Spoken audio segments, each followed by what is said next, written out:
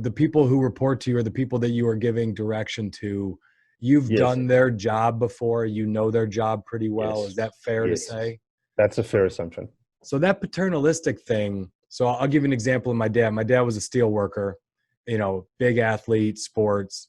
When it came to sports, he was in my business on everything, how to do everything, exactly what to do, how to do it.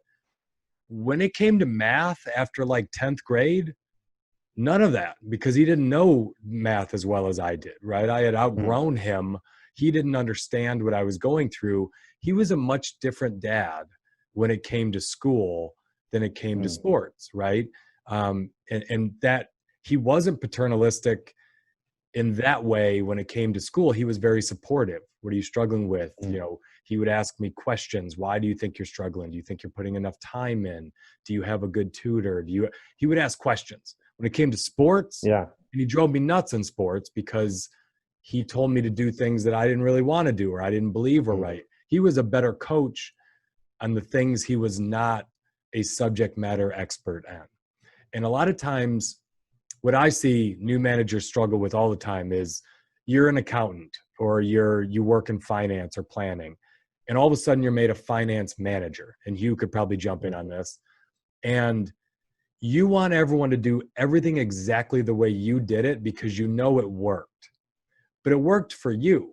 It doesn't necessarily work for their skills and what they're good at. And you come into that role and you start dictating, you said something that's very important. Um, you want a very precise way of doing things, right? And mm. that's very common, with new managers, is they want people to behave like they did because they assume it will get the results that they got, when really that's just meddling.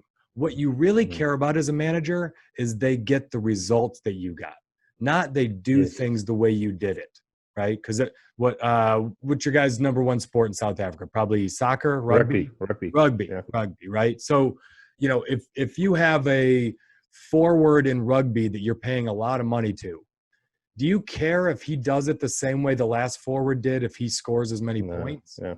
You want him to score points. That two forwards can score as many points doing things completely different. One might be physical, one might do it with speed, one might work in the middle, one might work on the outside, right? But really, all you really care about is they win games and they score, Yes.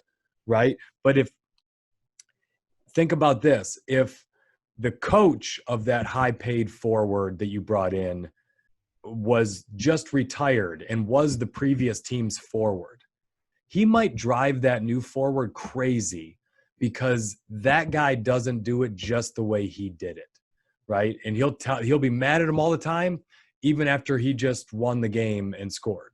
And that happens a lot, where you're not doing it the way I told you, and the employee is saying, but I'm getting the results. I'm getting the results.